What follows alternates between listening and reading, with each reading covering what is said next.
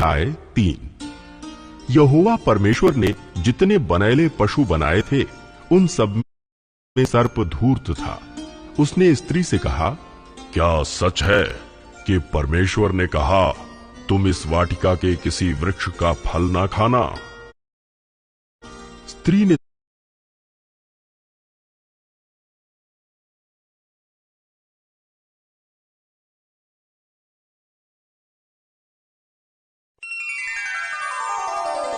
अध्याय 3। यहोवा परमेश्वर ने जितने बनैले पशु बनाए थे उन सब में सर्प धूर्त था। उसने स्त्री से कहा, क्या सच है कि परमेश्वर ने कहा तुम इस वाटिका के किसी वृक्ष का फल ना खाना? स्त्री ने सर्प से कहा, इस वाटिका के वृक्षों के फल हम खा सकते हैं, पर जो वृक्ष वाटिका के बीच में है उसके फल के विषय में परमेश्वर ने कहा है कि ना तो तुम उसको खाना और ना उसको छूना, नहीं तो मर जाओगे। तब सर्प ने स्त्री से कहा, तुम निश्चय ना मरोगे, वरन परमेश्वर आप जानता है कि जिस दिन तुम उसका फल खाओगे उसी दिन तुम्हारी आंखें खुल जाएंगी और तुम भले बुरे का ज्ञान पाकर परमेश्वर के तुल्य हो जाओगे। अतः जब स्त्री ने देखा कि उस वृक्ष का फल खाने के लिए अच्छा और देखने में मनभाऊ और बुद्धि देने के लिए चाहने योग्य भी है, तब उसने उसमें से तोड़कर खाया और अपने पति को भी दिया और उसने भी खाया।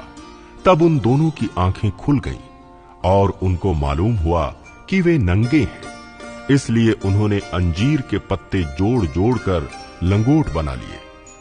तब यहोवा परमेश्वर जो दिन के ठंडे समय वाटिका में फिरता था का शब्द उनको सुनाई दिया। तब आदम और उसकी पत्नी वाटिका के वृक्षों के बीच यहोवा परमेश्वर से छिप गए। तब यहोवा परमेश्वर ने पुकारकर आदम से पूछा, तू कहां है? उसने कहा, मैं तेरा शब्द बारी में सुनकर डर गया, क्योंकि मैं नंगा था, इसलिए छिप गया। उसने कहा, किसने तुझे बताया कि तू नंगा है? जिस वृक्ष का फल खाने को मैंने तुझे मना किया था, क्या तूने उसका फल खाया है? आदम ने कहा, जिस स्त्री को तूने मेरे संग रहने को दिया है उसी ने उस वृक्ष का फल मुझे दिया और मैंने खाया।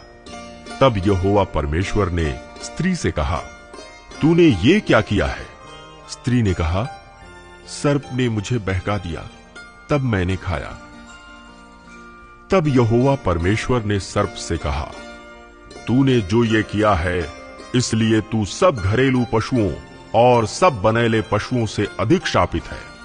तू पेट के बल चला करेगा और जीवन भर मिट्टी चाटता रहेगा। और मैं तेरे और इस स्त्री के बीच में और तेरे वंश और इसके वंश के बीच में बैर उत्पन्न करूंगा। वो तेरे सिर को कुचल डालेगा और तू उसकी एड़ी को डसेगा। फिर स्त्री से उसने कहा, मैं तेरी पीड़ा और तेरे गर्भवती होने के दुख को बहुत बढ़ाऊंगा। तू पीड़ित होकर बालक उत्पन्न करेगी और तेरी लालसा तेरे पति की ओर होगी और वह तुझ पर प्रभुता करेगा। और आदम से उसने कहा, तूने जो अपनी पत्नी की बात सुनी और जिस वृक्ष के फल के विषय मैंने तुझे आज्ञा दी थी कि तू उसे ना खाना, उसको तूने खाया है। इसलिए भूमि तेरे कारण शापित है। तू उसकी उपज जीवन भर दुख के साथ खाया करेगा और वह तेरे लिए कांटे और ऊंट कटारे उगाएगी और तू खेत की उपज खाएगा और अपने माथे के पसीने की रोटी खाया करेगा और अंत में मिट्टी में मिल जाएगा, क्योंकि तू उसी में से निकाला गया है। तू मिट्टी तो है और मिट्टी ही में फिर मिल जाएगा। आदम ने अपनी पत्नी का नाम हव्वा रखा, क्योंकि जितने मनुष्य जीवित हैं उन सब की आदि माता वही हुई। और यहोवा परमेश्वर ने आदम और उसकी पत्नी के लिए चमड़े के अंगरखे बनाकर उनको पहना दिए। फिर यहोवा परमेश्वर ने कहा, मनुष्य भले बुरे का ज्ञान पाकर हम में से एक के समान हो गया है। इसलिए अब ऐसा ना हो कि वो हाथ बढ़ाकर जीवन के वृक्ष का फल भी तोड़ के खा ले और सदा जीवित रहे। इसलिए यहोवा परमेश्वर ने उसको अदन की वाटिका में से निकाल दिया कि वो उस भूमि पर खेती करे जिसमें से वो बनाया गया था।